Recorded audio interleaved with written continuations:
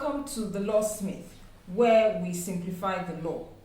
My name is Comfort Booth, also known as MCCB, and I am your host for this show. In the studio, as usual, is Jibola. Welcome, Mr. Jibola. I'm very well, thank you. Okay. And today our topic on this episode, episode 5, is work-life balance and estate planning. A very topical issue because it looks as if we've all given in that the only way we can live is via the rat race. So over to you, Mr. Jibola. The rat race.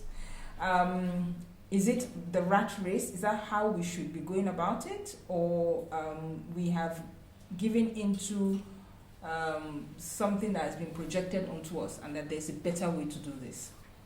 Well, in recent years, we've now come to acknowledge the rat race, in quote, as the place to be, and we specialize all our efforts every day in that endeavor. Some people have the opinion that they need to take life a lot easier and not really struggle for much. Some other people feel the pressure of society and the need to achieve, and they work themselves extremely very hard. Now, the relationship with estate planning is that anything can happen at any point in time. Any of us can drop dead at any point in time for whatever reason. We might be hit by a bus, it might be an illness, or it might just be the will of God. Now, most times I always tell people that, or people never see the connection between estate planning and work-life balance. So before you go on, what is work-life balance? Work-life balance is you knowing how much work you're going to give yourself, and you have to give yourself certain treats, or you have to look out for yourself physically, spiritually, and mentally. Everybody tends to feel sorry for bankers.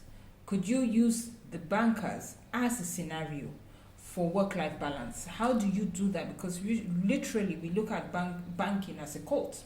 So yes, you're right. I think they actually are in cults, but that's a story for another day. Okay. The fact of it is this: 3/4 of the bankers sign up for a 9 to 5, but invariably in Nigeria they never do a 9 to 5. They do actually a 4:30 till an 11 p.m. So between 4:30 and 5 o'clock, they're in the traffic trying to get to their jobs. They spend an inordinate amount of time in traffic and then get to the office.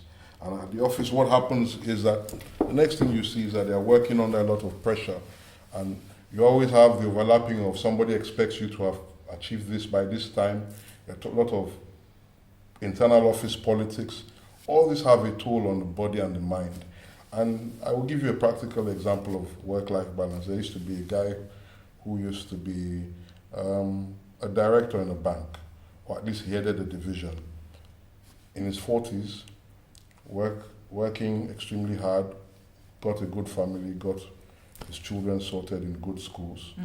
And one day, he had been working on and off. He usually closes. Most bankers leave the office by 8 o'clock or 9 o'clock. And one day, he gets in his car, in his driver, and his driver is driving him home. And they get home and he's non-responsive. He had a stroke in the car. Now, on having the stroke, he could obviously not go back to work the next day. The bank would continue to run. But then, he was fairly high in the bank, so for 6 months, they paid all his medical bills, they paid the insurance, they did everything that they were supposed to do. So he managed to recover and get to use minus one arm and a leg. So he couldn't actually be effective in banking anymore. And because of this, his income obviously dwindled. His children that were going to school in a certain choice areas, they couldn't afford it. What would have happened to his wife and kids if he had actually died? How much was his savings? Did he have plans to take care of his wife and kids if such an eventuality happened? Now, for that purpose is why I always tell people who come and talk to me, I say, look, make sure you have health insurance. Make sure you have health insurance for your wife and kids. Make sure you have health insurance for your mother and your father, if you can't add them to your list. Now, this would help you in terms that, well, you know that whatever happens that we never planned for, those insurance will take care of them. Have an educational policy insurance for your kids that they will guarantee them certain level of education. If you don't put this in place and then a bit extra in your estate plan, simply by entering contracts with insurance companies, with healthcare providers, HMOs and stuff like that, or even decide that you're going to employ a general practitioner. You know that people who do concierge medicine, and you can invite them and they will be coming to look after you at home. And from time to time you go to visit them and have all your tests, your medical tests done. Why do you think that do you think it's because of a lack of statistics to show how important work-life balance is? We do hear the stories, in snippets. Oh, this person collapsed, this person died suddenly, and so clearly heart attack, all those things that because we're not checking our health or keeping abreast with it. Do you think it's a lack of statistics that isn't making people realize that I really need to, strike a balance between my job and my health? That's one question. The second question is, the society and the economy we live in, right? Do people have the liberty to actually strike that balance if they need to survive? So the first question, statistics. The truth of the matter is that it's not based on statistics. The truth of the matter is that we all believe that we're invincible. So we never think about that day. I force people who talk to me to think about that day. So when you think about that day, you start making the preparations for that day. That's the first one. The second one, you said in view of the society we live in. Economy, yes. Every little bit helps. Exactly. From waking up and saying, I'm going to a foreign doctor in India, America, China, if you can afford it, to, well, I can't afford it and I'm only going to be drinking or eating grapefruit and taking my multivitamins and I'm walking 10,000 steps every morning.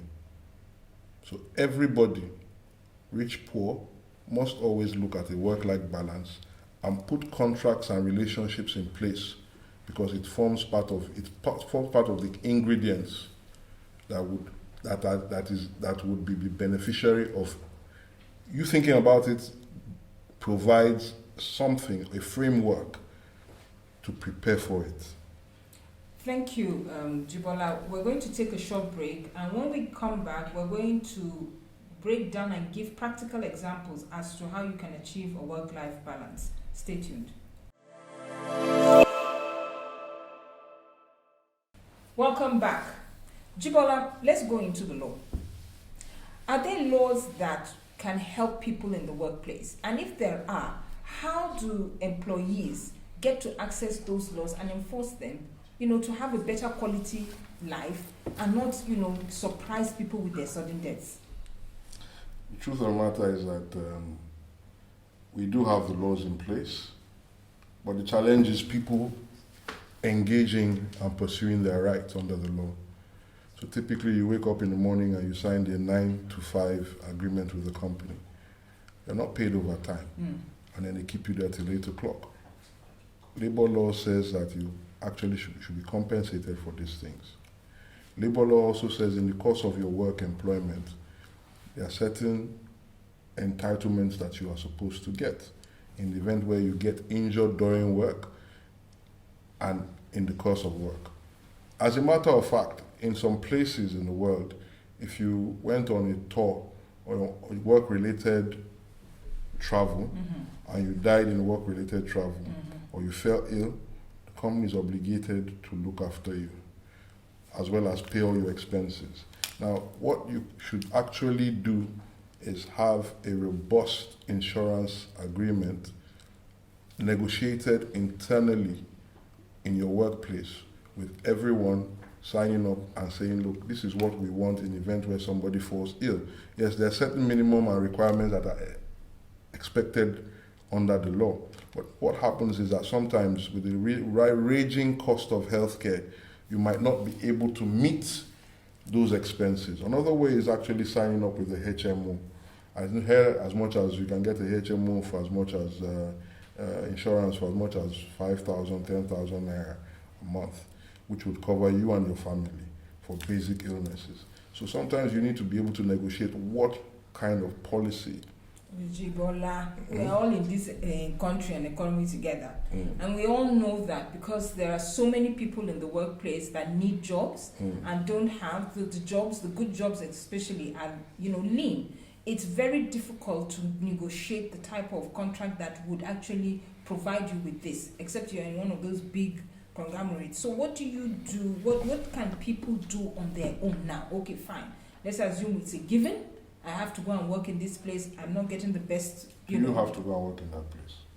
And that's what we're saying. That because that the jobs are few and there are many of us, I happen to get this job.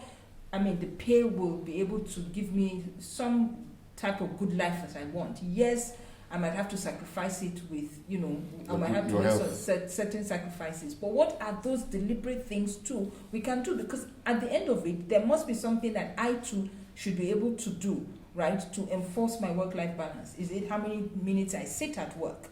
Do I take, a break when I go for, a bathroom break? How do I extend it to help myself? Do I go out and stretch? What are some practical things that we can do to help yourself? You just said the practical things. You're just giving us the answer.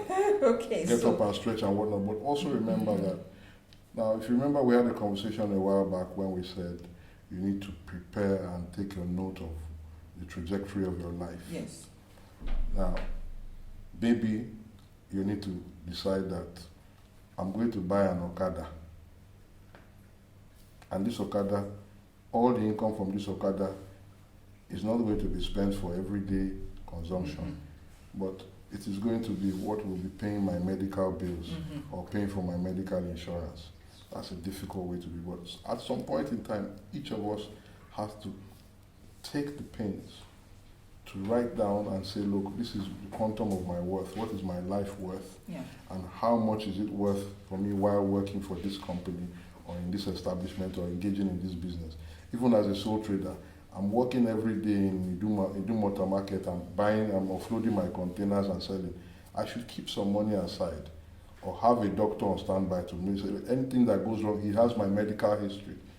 Just like they say in some places, you need to have an accountant and you have to have a lawyer and you need to have a doctor. So maybe you need to have a doctor who is your friend, part of the other conversation we had about building your network. Yes. So if you have a doctor in your network who looks after you and a few of your friends, maybe you can all come together and say, well, we'll pay him something, which would not be as much as what.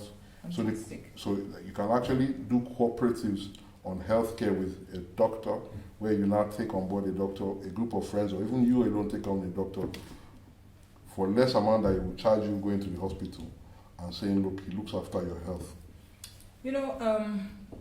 We are talking again, corporate and all.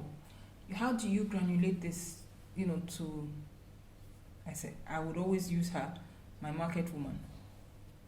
Well, your market woman, our market women have to, they are the biggest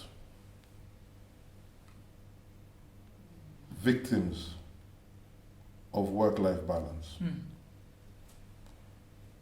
Several years ago, I had an opportunity to talk to market women when they were trying to raise capital, so they were taking small business loans. One of the biggest reasons why market women were not able to pay back those loans, the biggest two reasons I discovered personally was health challenges and their husbands, but we'll not talk about their husbands today. Okay, well, we will. If you want. Now, healthcare challenges, you're looking at women who work in the market, they're not very educated, and they actually fall ill. They don't have the financial intelligence to separate cost and profit in their business. So they take that money and go and treat themselves. Or they don't have any support in treating themselves. Or they hear that their uncle in the village is ill. So instead of sending only part of some women is about the head, hysteria, the man is dying in the village, everything she has. So tomorrow, come next week, she can't buy new stock in her shop. She can't maintain her shop. Those are the problems. Market women are the biggest victim of work-life balance and challenges as regarding their health. And because of that, I would advise market women to always form a cooperative and not just from a cooperative that they take money and for self or developing the business, but take a cooperative for healthcare for themselves. Because there's no other way. Nobody else is going to come and treat them. So market women need to form cooperatives or speak to someone who is in insurance, and the person should form a sort of policy around them in their unit. I'm sure several insurance companies will be pleased to have these women come into them and say, okay, we do a policy for you, something robust package, and we'll be able to take care of them and at least one or two of their children. I still want to go back to, the practicality for me in the economy that, we run. There's none of us that has one job. None, including those that, they're taking their money and putting it somewhere. Yes. And each one demands a certain part of you because that's the only way we can survive. So still, how do we infuse it? Because people are driven. I have school fees to pay. I have elderly parents. I have, the community. I have obligations. And that's where all the money is going to. So, what will be that alarm bell that needs to be rung today for people to realize that you can only enjoy this while you are alive? What's that alarm bell? I hate to say it. You fall ill. Fall ill? Yes, that's the only way that those alarm bells kick in our society. Well, people take, when they have headache in the office, they don't go to the doctor now. They take the medicine and, self-medicate because they don't have the time or they don't have the wherewithal again to go to the doctor, or the healthcare system is a challenge. So at some point in time, you will, no matter how much self-medication you take, something will tap you on the shoulder. The illness, most often than not, will tap you on the shoulder and say, you need to go to a hospital. Okay, it's those extreme ones, like the example you gave, where it ended up being a stroke, and literally the quality of his life has deteriorated. From there. So at this point, let's bring it in. Let's hone it in with estate planning. So, to those of you listening out there, this is, our takeaway for you. Estate planning is important if you merge it with work-life balance. You cannot even enjoy an estate or create an estate if you die untimely. Now, you have to take your own health into your own hands. You have to take that balance into your own hands. It's not the company's business. To an extent, yes, but it's you. In the long run, what have you done to help yourself? He made a point about, what bankers having to wake up at 4:30, to make it to the office on time, close late and all. But there must be touch points in that day that you exercise for at least 30 minutes. I really don't care how you're going to do it, but you must deliberately think. And they say once there's a will, there's a way. So the first thing is that. Second thing is eating healthy. It's very easy to eat unhealthily because it's cheaper. But that's also a way that you can, balance your life. 3, you must know when to put the damn phone down. Weekends, shut it off. Deliberately refuse to have anything to do with the outside world. It's all about you, because that's the only way you can even have the presence of mind to create something called estate planning for yourself, for your family, and for the obligations that you have created. I hope we've been of help. I hope there's something you've taken away, and as usual, we want to say thank you very much to Jibola for sharing the wealth of his knowledge. Thank you, CB. Thank you very much. So see you next episode.